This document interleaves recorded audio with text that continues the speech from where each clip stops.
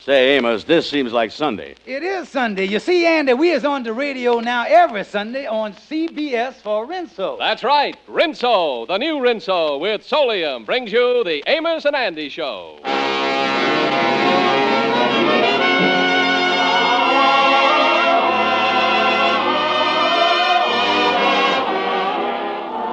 Yes, sir. Rinso, the soap that contains Solium, the sunlight ingredient, brings you a full half hour of entertainment with Lou Lubin, Eddie Green, Jeff Alexander's orchestra and chorus, and radio's all-time favorites, Amos and Andy.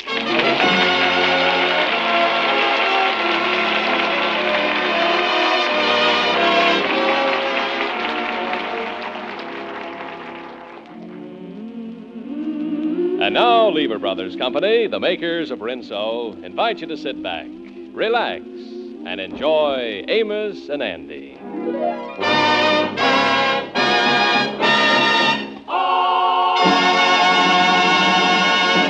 Well, the impossible has happened in the Stevens household. George Kingfish Stevens got a job. He's been working for a week now as a salesman in a local real estate office. Today is payday, and as he returns home, he is greeted by his wife, Sapphire. Oh, George, this is the greatest thrill of my life. You bringing home a pay envelope. Yeah, well, here it is. What is you going to do with it? George, I'm going to celebrate. I'm going to take this envelope, go down to the beauty parlor, and use what's in it to make myself attractive. Well, now, wait a minute, honey. There's only money in there, not magic, you know. And besides that, don't you go squandering that money. We better hang on to this. George, what you hinting at? Is you in trouble on that job already? Well, I'm going to tell you, this is the bad time of the year for selling real estate. George, I'm surprised you lasted this long. Before this, you never put in a full day's work in your life. Well, now, wait a minute. Before you shoot off your mouth there, what about that job I had at the cement company? On my first day down at that cement plant, I was there for 12 long hours. Yes, and the reason was because you fell asleep in some wet concrete, and it took them that long to chip you out. Well, I got overtime, didn't I? George Stevens, you're a disgrace. You done had 55 jobs in the last 2 years, and you've been fired off of every one of them. Yeah, well, at least I ain't no quitter. There ain't no point in arguing, George. I'm giving you an ultimatum. A what? An ultimatum. Give it to me. You better get busy on this real estate job and put over some deals. I'm through with you. Well, now, you wait a minute, honey. Oh, I don't know why I ever married you, and to think that 20 years ago I was fool enough to throw myself at you. Yeah, and to think I was fool enough not to duck, too.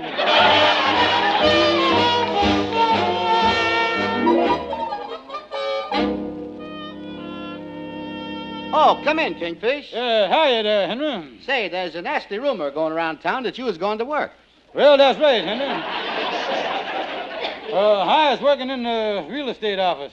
Well, tell me, Kingfish, did Sapphire force you to go to work, or did you take the job on account of your own violation? Well, about 50-50, Henry, but at the rate I'm going, I don't think I'm going to keep the job much longer. I can't find no good houses to sell. Well, you know, there was a couple of very nice ones up there on the Parkway. I believe the architecture was one of French colonial, and the other one was late gorgeous Georgian. Well, that's the trouble, you see. All them houses is too expensive. If I'm going to sell something, I got to get something in the cheaper brackets. That's what I got to get. Well, say, wait a minute, Kingfish. I just remembered an item I seen in the paper. The state has just condemned a number of houses out in the country to put in a new highway. The state done condemned some houses on the highway? Yes, they ain't in too good shape, so the state will give them to anybody that'll pay the cost of moving them. The houses is free, huh? Mm-hmm. You know, if I could sell one of them to Andy and not tell him that he got to move it, why, everything I make would be clear profit there.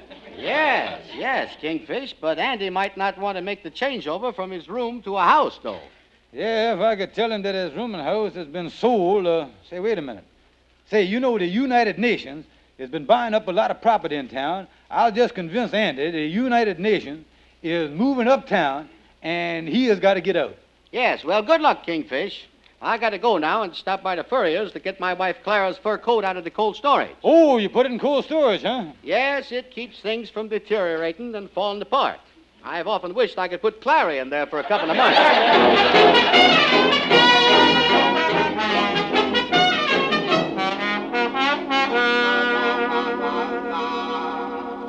Well, here's Andy's room. I hope this United Nations stuff works. Oh, how is you, Kingfish? Andy, is you still here? Well, come on, I'll help you pack. You ain't got much time, son. Kingfish, what are you talking about? Andy, ain't you heard the big news? No. The United Nations has done bought this whole neighborhood. They is moving their whole UN headquarters up here. Lock, stock, and delegates. Yeah? Yeah. Well, when did this happen? Oh, it was announced on the wireless this morning by that famous English statesman, Churchill Downs. It was broadcast right from the steps of the British Kremlin. Yeah. Oh, fool. Yeah, and with people from all these nations moving up here, they is giving everybody 48 hours to move out. 48 hours. That's awful short notice, ain't it? Well, they didn't give me that much. Me and Sapphire come home from a picture show last night and found 2 Bulgarians sleeping in our bed. Yeah, well, how is all this going to affect me? I don't want to sleep with no Bulgarians, I'll tell you that. How is it going to affect you? Yeah. And the 4 powers is dividing the whole area around here in 4 sections. And I see the blueprint of the plans. It's going to be just like Berlin, and the boundary line for the whole thing is going to run right through your room. It is, huh? Yeah. And by the time the UN gets through dividing up, your bathroom is going to be behind the Iron Curtain. Well, that's bad, ain't it? Well, might be a little inconvenient when you get up in the morning. You might have to show your passport before you can brush your teeth. You know. Not only that, Andy, but on account of the Russians, they're going to have to fly your food in here by airlift, you know. You got to eat. Oh, me, this is a mess. But look, Kingfish, I still don't understand what this UN needs so much room for. What is this UN bunch trying to do anyway? Well, the UN is trying to establish world peace, that's what. What do you think they've been fighting and squabbling for the past 4 years? Peace and brotherly love. Yeah? Well, what about the Russians? Is they after peace, too? Oh, the Russians is really after it, Andy. They are so determined to have peace that they is liable to shoot 10 or 20 million people just to get it. And the nutshell of the thing, Andy, is you better move out of this neighborhood. Yeah, I was really in bad trouble, all right. Only thing is, if I got to get out of here, I don't know where I could move to. Ha, ha, ha, ha. Now, there's a funny thing that you should mention that, Andy. Maybe I can help you, brother. It just so happens that I being in the real estate business here, I just got a place for you that's for sale. A nice 6-room house for only $500. $500? Mm-hmm. Listen, all over the country they're selling houses for $10,000 and $15,000. How come I gets one at such a cheap price? 'Cause you ain't a veteran, Andrew.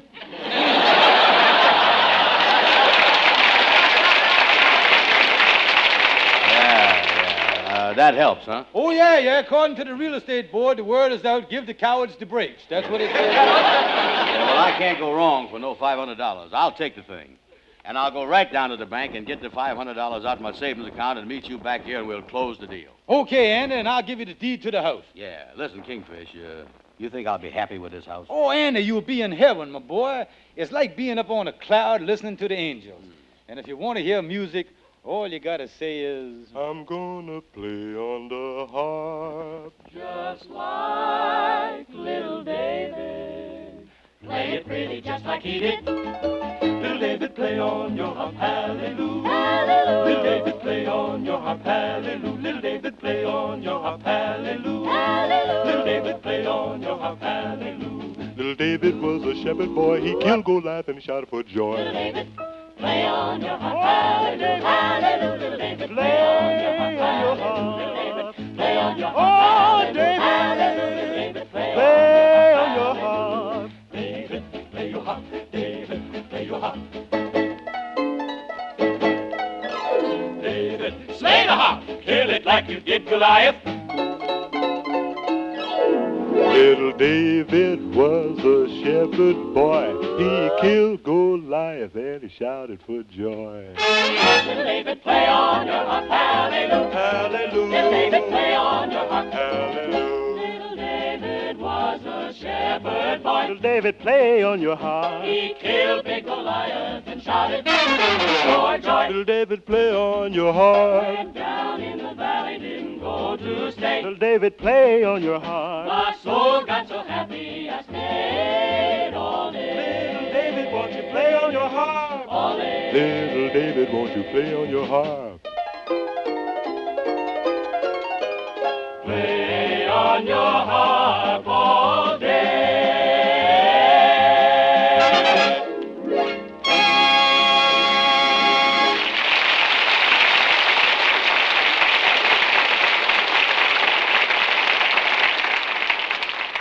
You know, there was a time when Blue Monday was really blue. But not anymore, not in the house where the John Lakes live. My wife says she enjoys Monday because that's when she gets all our wash whiter and brighter than new.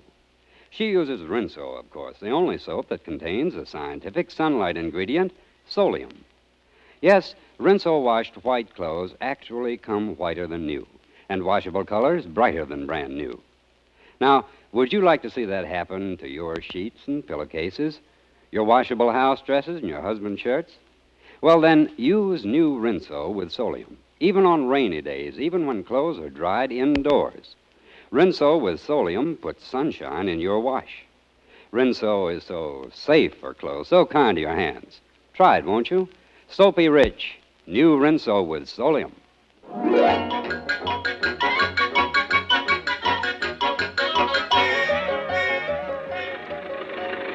It's nice of you to drive me out here to look at my new house, Amos. Yeah, well, I'm glad to do it, Andy, but tell me something, son.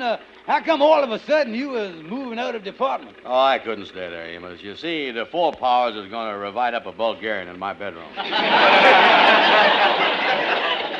Excuse me, Andy, I guess the motor's a little noisy here. I didn't get the drift of what you said there. How come you're moving again? I had to get out of the neighborhood, Amos. You see, the Russians is going to iron some curtains.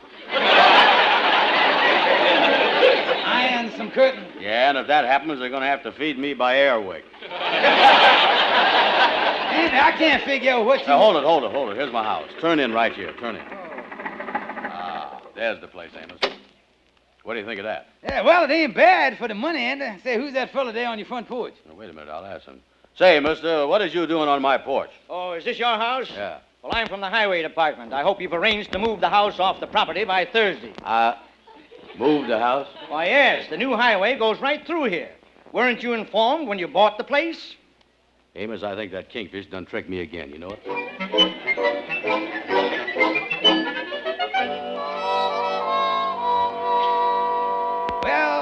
Well, $500. That ain't a bad day's work.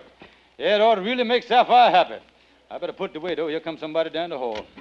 Come in, Shorty. Hi, Kingfish. I just rushed over here to tell you something. I just saw Andy, and the thing is, if you don't, I mean on account, if I was you, but don't tell nobody I told you.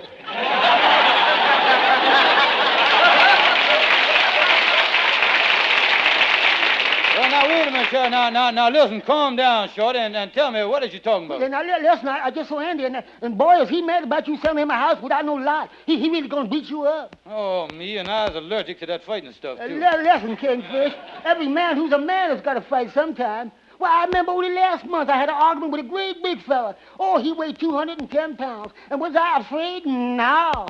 I said to him, meet me down at the gymnasium this afternoon. I'm going to put on the gloves. I'll beat you to a pulp.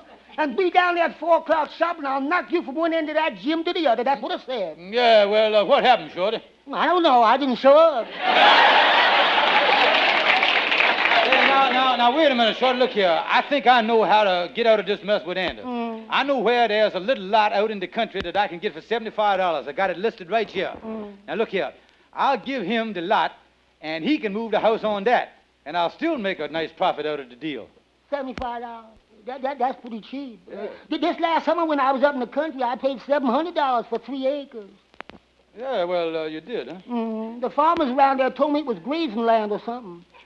They said the grass on there was nourishing and healthy and nutritious. They said it was wonderful grass. I sold the property after 2 weeks, though. Yeah, well, why'd you sell it, Shorty? Every time I ate the stuff, it made me sick.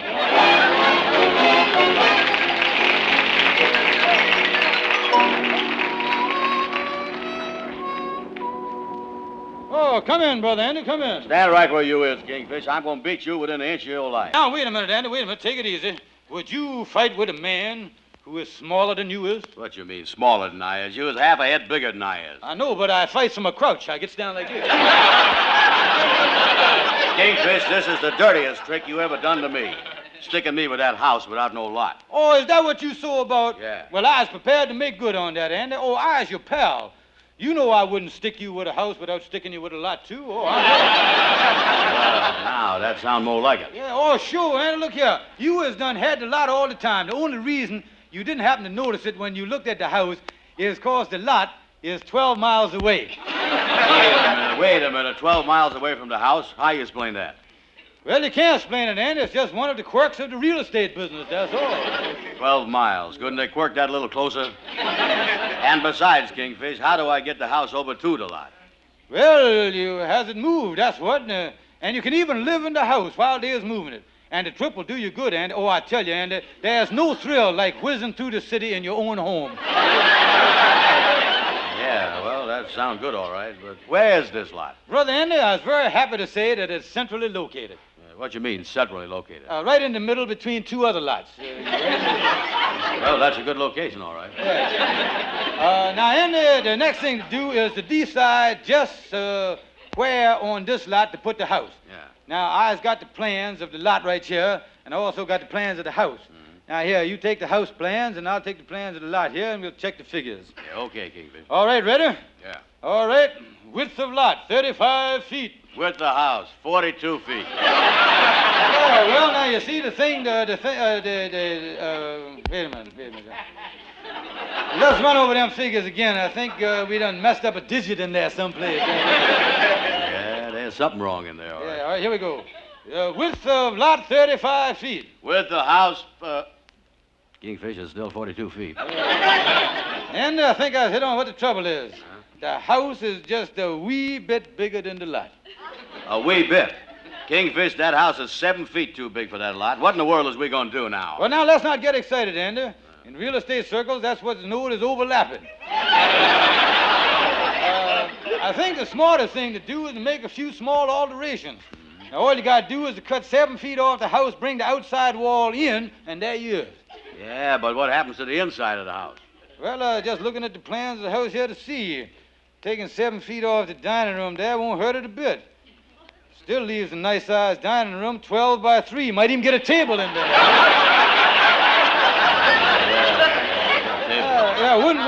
Wouldn't hurt you to take off the kitchen neither. All you lose is the sink, refrigerator, and the stove. Yeah. Let's look at the upstairs plan. Yeah, get upstairs. Yeah, well, now, taking 7 feet off the bathroom might make it a little inconvenient for you there. How's that? Your bathtub gonna be half inside, half a house, and half outside. Half the bathtub inside and half out? That ain't gonna look too neat, is it? Well, you might run a little ivy over the edge and make it look like a window box up there. Yeah, but listen here. Listen. On Saturday nights, though, how's it gonna look to people passing by? Me sitting up there taking a bath on a window box. Well, you just have to wear a bathrobe when you're taking a bath, that's all. Yeah, I'll wear my print one. They'll think I'm a geranium.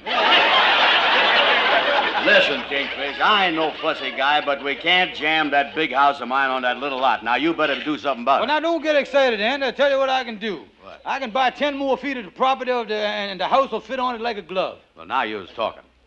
Yeah, now it'll only cost you $350 to move the house. Yeah, well, that's about what... Hold it, just a minute. Listen, I done had enough trouble with this house already, and if anybody's going to pay to move it, you is. Yeah, well, now, look, Andy, I couldn't pay to move it if I wanted to. I'd be violating the building code. You was sold a stucco house, and under the law, you was a stuckee. Listen, Kingfish, listen here. Listen, I'm going to give it to you straight. If you don't find some way to move that house over to that new lot, I'm going to haul you into court and sue you. Oh, me, what is the word?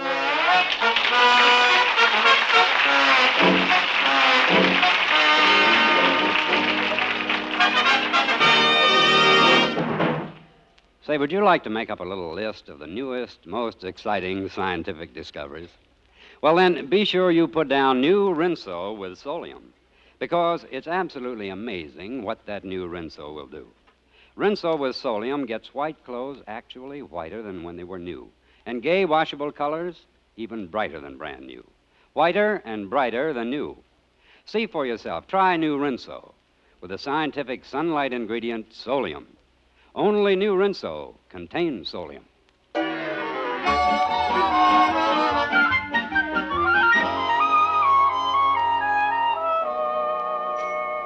Well, come in, Stonewall. Hi, King. Yeah, what kept you, Stonewall? I've been waiting here for 2 hours to discuss something with you. Yeah, I've been over to court waiting to see how a case come out. See, a friend of mine was accused of counterfeiting, making counterfeiting money. I know that man wasn't no counterfeiter. He was honest as the day is long. I wanted to handle the case for him, but I just didn't have the time. Oh, you didn't, huh? No, but he wasn't worried. No, he told me he'd handle his own defense. And by gosh, you know he got out of that unjust counterfeit charge? How'd he get out? He slipped the judge $2 million. Yeah,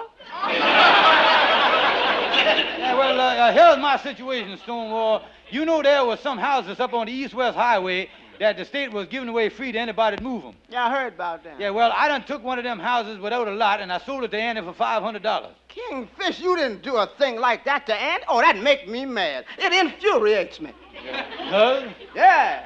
Why couldn't I have thought of that? Yeah, now, the thing I got to figure out, Stonewall, is how to get that house moved for nothing. Yeah. Well, let's see here now. Hey, why don't you tell the state that the house is a historical monument? Then they might move it free of charge to preserve it. Well, I couldn't tell them that because the house was only built in 1920, so what is it going to do? You know, Kingfish, the thing to do is to look at this in the spirit of legal jurisprudence. In other words, I say that the procedure we must follow is the old principle of veritas omnia ipso facto. What do that mean? Lie like a fool, man.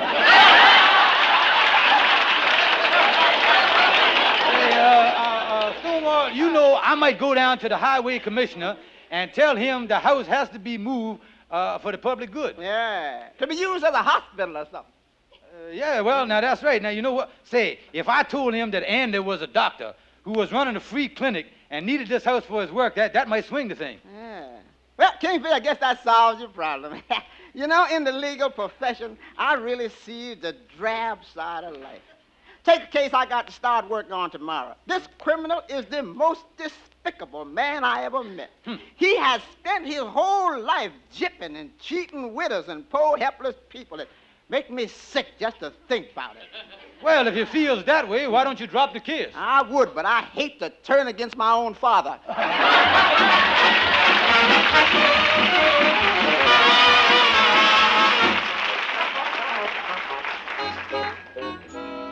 All right, Andy, now here's the highway commissioner's office.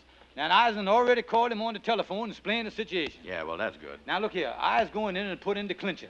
Now, remember everything I done told you. You was Dr. Brown. Yeah. I'll go in first, and I want you to come in later at the psychopathic moment. Okay, King. Yes, may I help you? I is George Stevens, the big philanthropist. I done spoke to you on the phone about an hour ago. Oh, yes. Now, what's all that you told me about wanting us to move a house in the interest of public welfare? Oh, yes, well, to make a free medical clinic out of the thing. You see, I would gladly pay for the moving of the house myself, because I've always been a benefactor to these worthy causes. But lately, I done give away so much money that I done over-benefactored myself.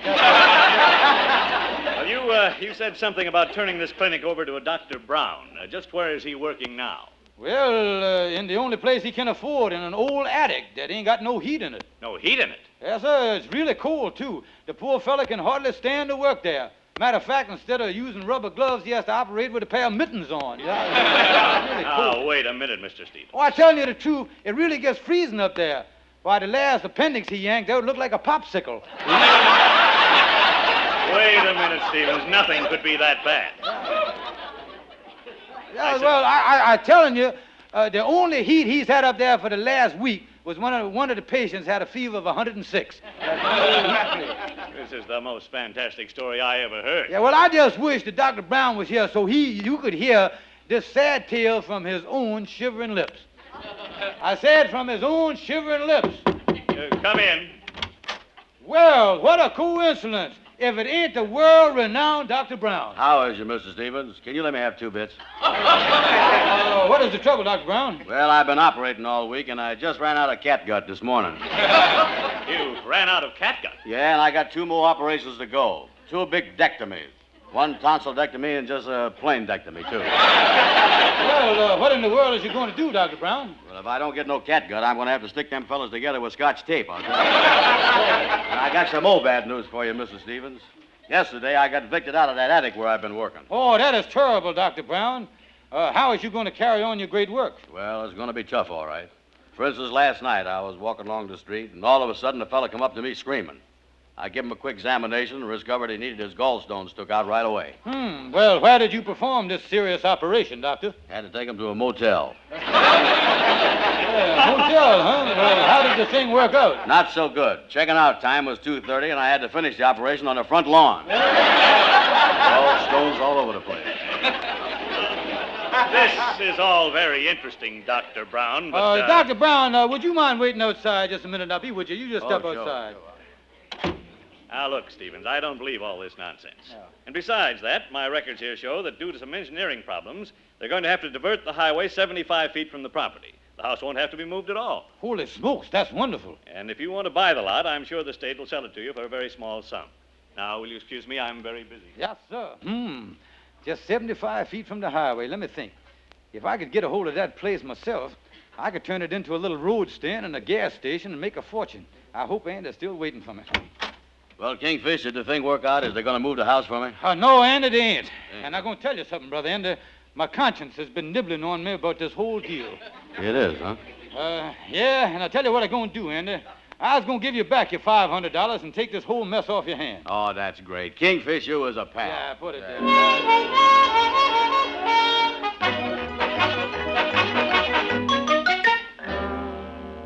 So this is the house you got, Joe. Yes, I really put over a big deal. You see, when I found out that they was going to divert the highway 75 feet, I give Andy his $500 back, and I got the deed to the house. Then I took the money I earned this summer, and I paid the state $150 for the lot. Now I got a place just 75 feet from the highway that we can change into a nice little road stand and gas station. Oh, George, that sounds wonderful. Oh, honey, look here at this fellow with the telescope here. He must be the highway engineer. I'll find out when they go finish the highway so I'll know when to start changing the place over. Mr. Engineer. Yeah? Since I heard you was going to divert the highway 75 feet, I'm going to put a gas station right here. Well, if you're going to build a gas station here, you're going to need an awful long hose. What do you mean? You apparently misunderstood about that diverting. We're diverting the highway up. We're elevating the highway 75 feet in the air.